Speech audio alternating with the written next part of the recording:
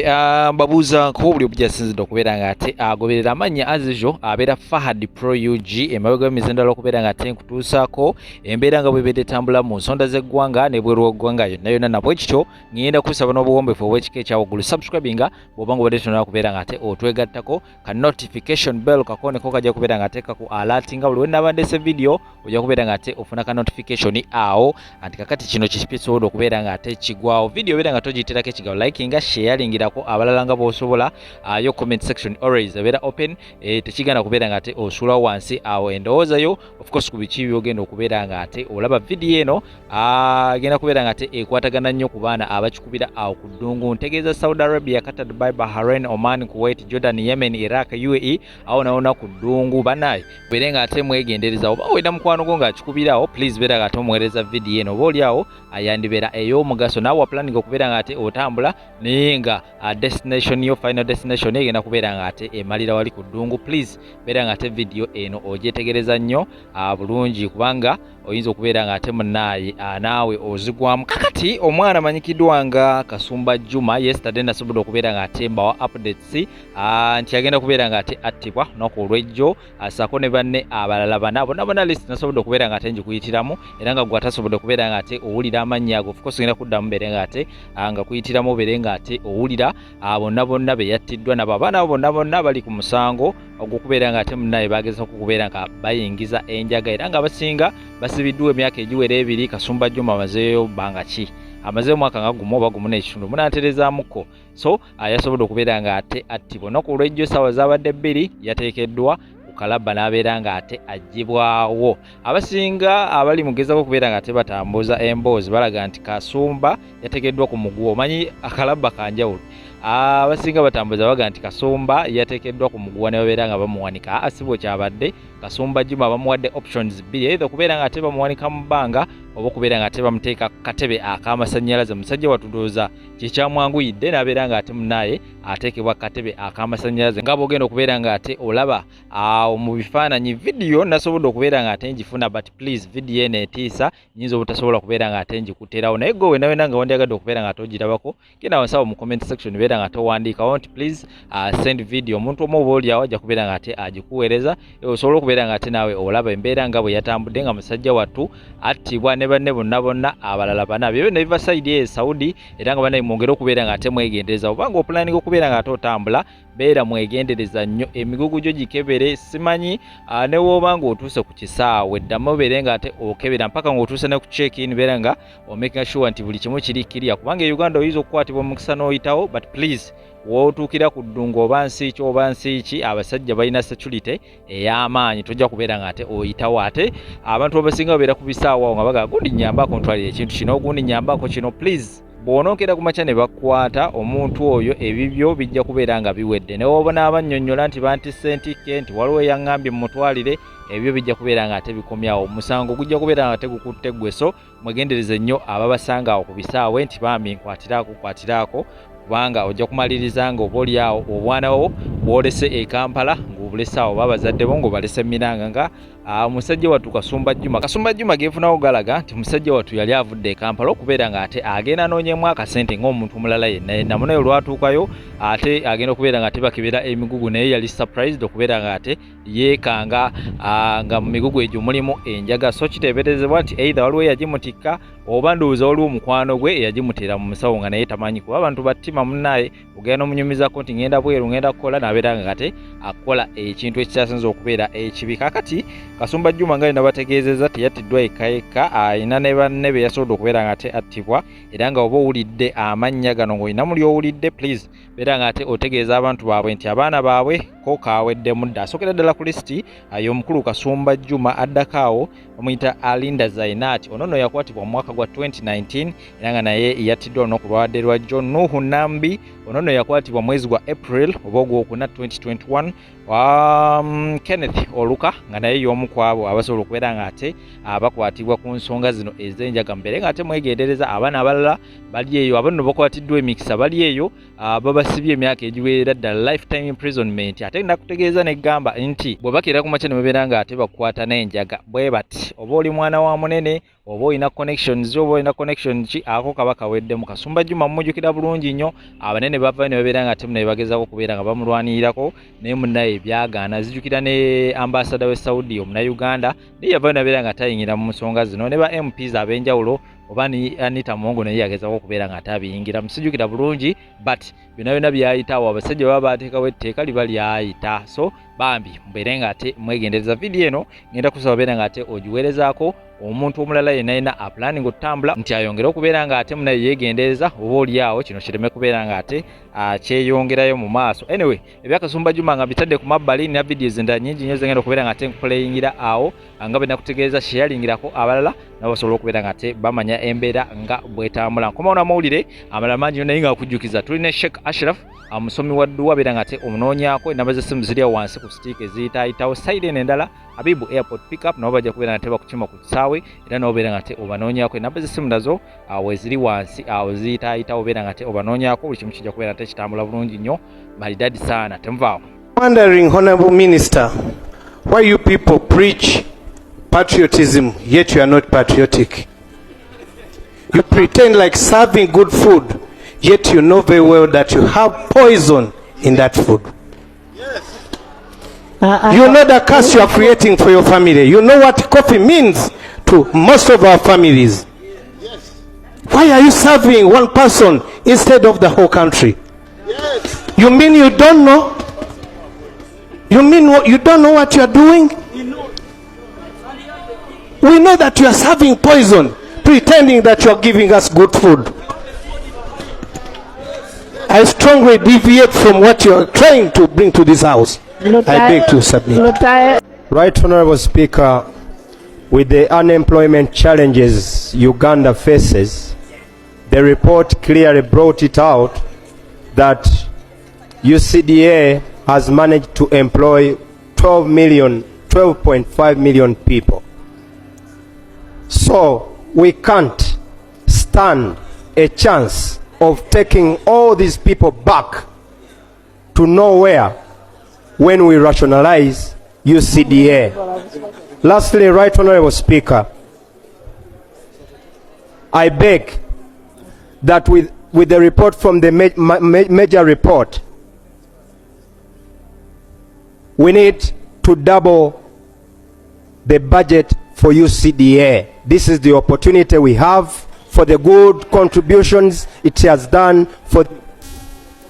Today, if you were to move UCDA to the ministry, who of the two should learn from the other? Because after 32 years without you handling a business, and then all of a sudden you come back, and when you read through the proposal to abolish UCDA, you will find that the workers now are going to be spread in different ministries. That means that we are going to lose all this institutional memory. And I don't know why a parent, because even in the act itself, the ministry is given a very big role. I don't know which parent would like her child to go back home after. The reason we maintain agencies like URA, Uganda Investment Authority, is because they are strategic. Do you want to tell me that a blameless entity called UCDA, which has promoted coffee after the destruction and death of Coffee Marketing Board, should be sacrificed because some people are not doing their work? Can we talk about expenditure in a government, in a parliament, for strategic reasons that gives money to a private company, and then we say we cannot give money to an agency? Right Honorable Speaker, when you had just become a Speaker of this august House, you say to the public that this is a people-centered parliament. Don't put me into I withdraw, Right Honorable your Speaker. submission. I withdraw, Right Honorable Speaker. No. Go straight to the bill. Yes, the coffee. Right Honorable Speaker, being a coffee farmer, the people of Nakaseka I represent in this august House are saying no to rationalization. in the following. In the history we have ever had coffee marketing board. It went. We had the cooperatives. They went.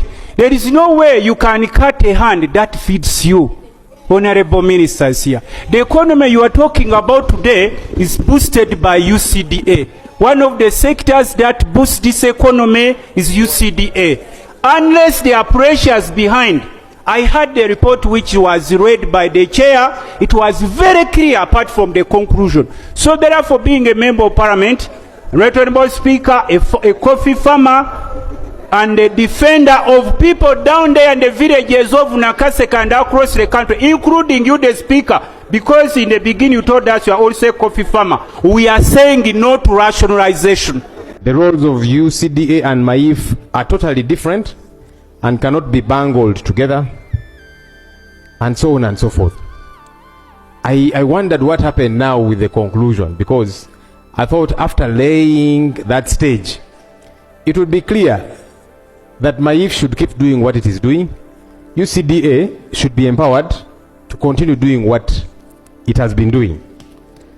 Honorable Speaker, of course, like any other entity, UCDA has some imperfections, without doubt. But the challenges at the ministry are enormous.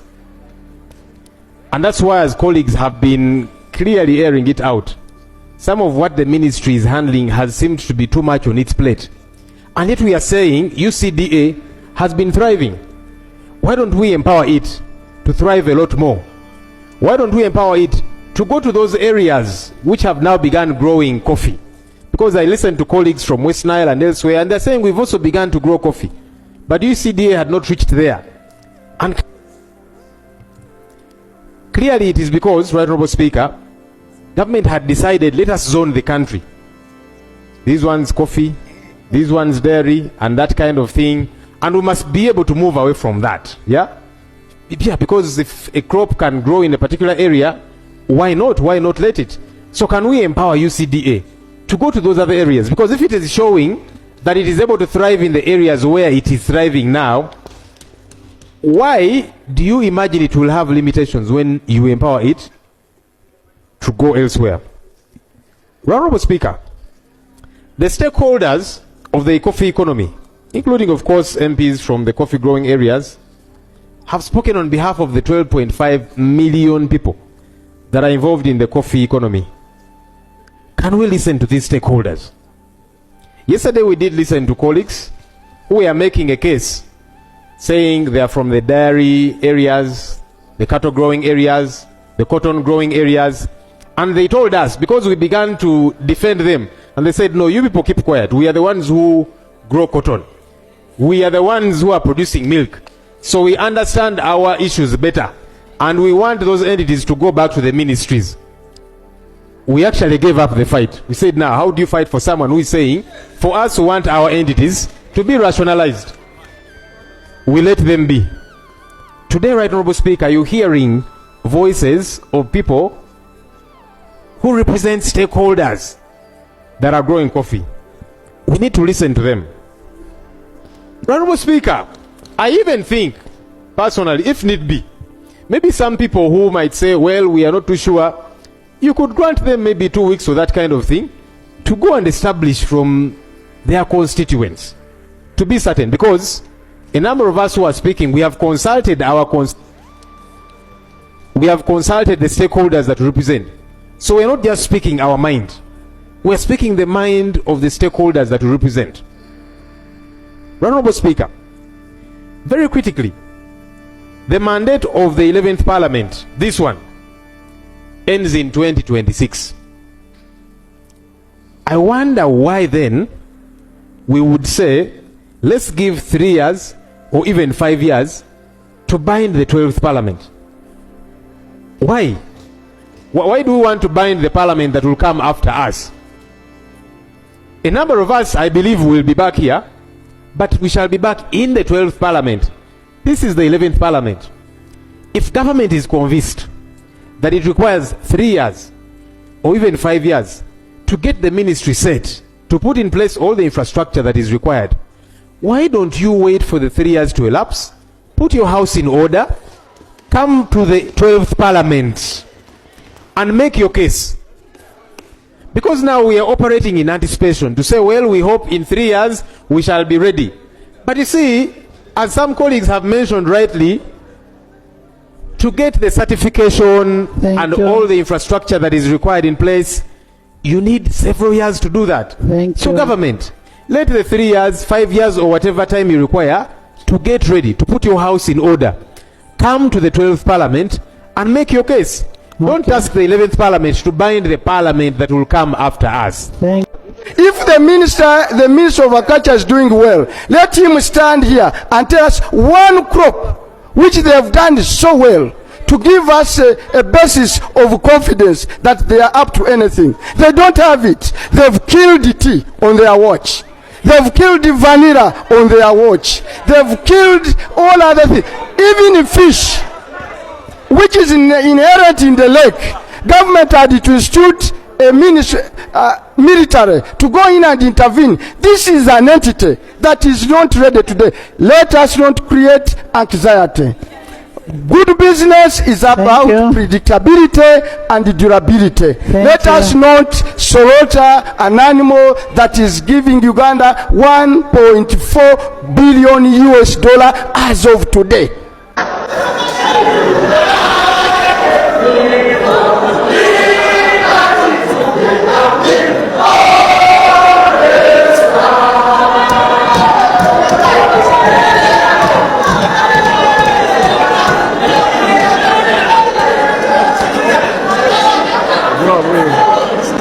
Bills Committee stage.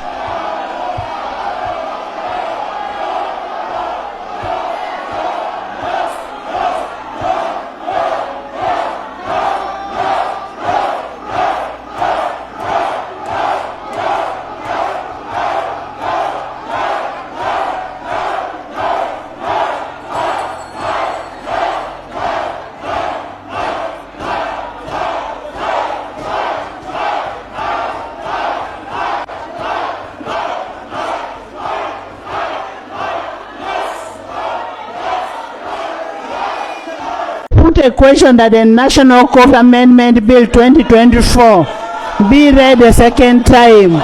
Those in favor say aye. Aye. The ayes have it.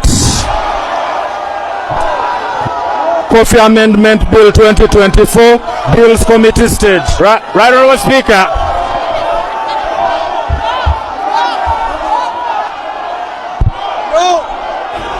Bills Committee stage.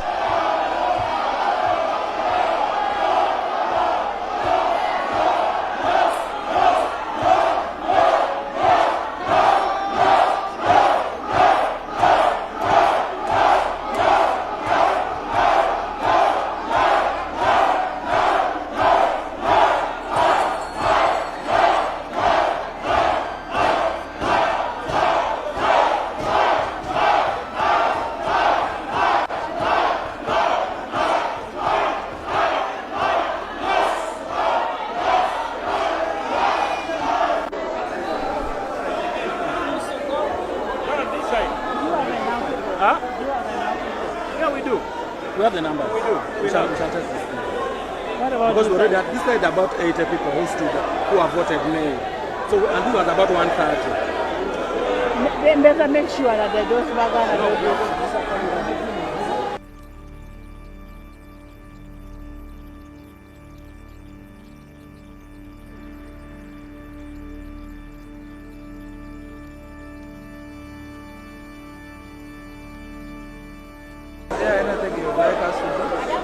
mobilize people. Let them mobilize. Tell those of Nani. Tujja kunsobola Junior, oyina ebizibu bingi. Junior oyina ebizibu bingi. Ojogera ng'osomera ku St. Maria Goet SS Katende. Ngono tuvayo. Tewebaka ku nnyoko. Kankuli ekituko ekikuwonyaabonye kisooka. Wano mu Buganda, singa omuntu azaala mu muganda we, mu mwannyina kivve, ekikolimu kigenda ne ku baana. Jjukira kitaawo nga tannafa, oba nga afudde.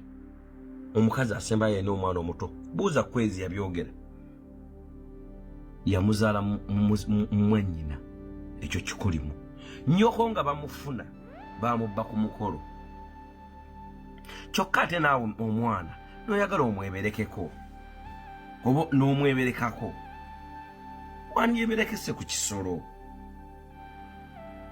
naye maama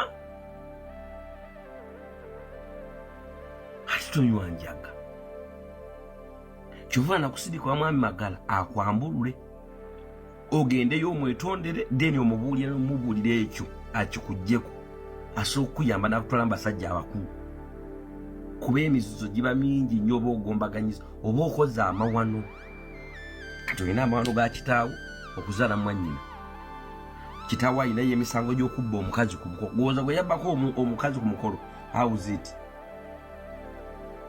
tiri kitya awulira yagenda awulira ati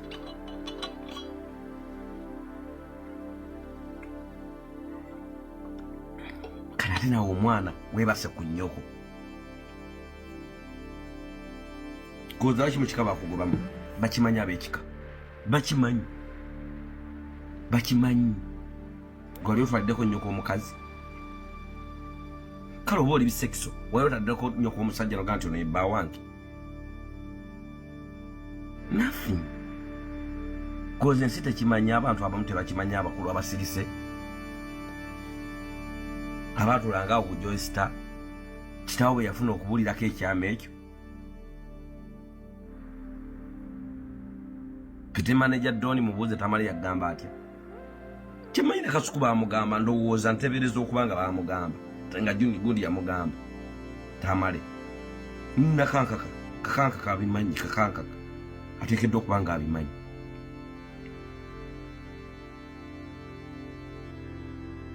nekitaawo tuuka omuvuma naye okuvuma bwatyo busungu buva ku nnyo mutuleke ekyokwebaka ku nnyoko tekijja kuvaako paka nga weeyambuludde n'obuwoofu oli wakuteekebwa ku lusalosalo ku bukojja bwa nnyoko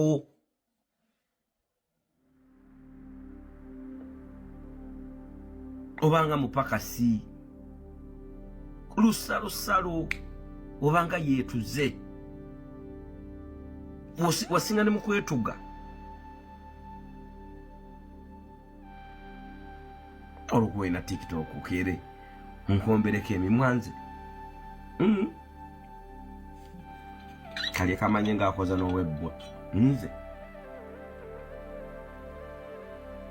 ate nze sirwana lutalo simale gwe nkumaze abalungi abatuwuliriza era abatulaba olunaku olwaleero tukyaddeko ewa Sheikh Ashraf Dembe sebo nsanyusa okubalaba amannya agange nze Sheikh Ashraf Dembe akola ku bizibu by'enjawulo omuntu singa aba alina ebirwadde tumusomereddwa tumuwa amazzi ga lukuya nga bw'obadde ogalaba tugenda abantu ku kyoto ne twokya emizimu emibi egibabaamu n'okulomba edduwa abantu singa abeera ng'ali wano atuuse sobola okumulombeera edduwa ne waba atatuuse nga mpadde amannya ge naye ng'ali wala naneetaase enamba yange yeno eri 0707763711 namwe bannyinaffe abali ebweru oyagala okuba nti oyagala okulombera ku dduwa ng'olina ebizibu viza zibuze amaka gakolongotana sente zikola zimpita mu ngalo ojja kumpeereza ekifaananyi kyo n'amanyago ebyo byokka bijja kummala nja kukulombera edduwa ojja kutereera olunaku olusembayo mu mwezi mba n'edduwa eyawamu ffenna n'abalwadde bange abakadde n'abapya salaamu alaikum warahmatullahi wabarakatuh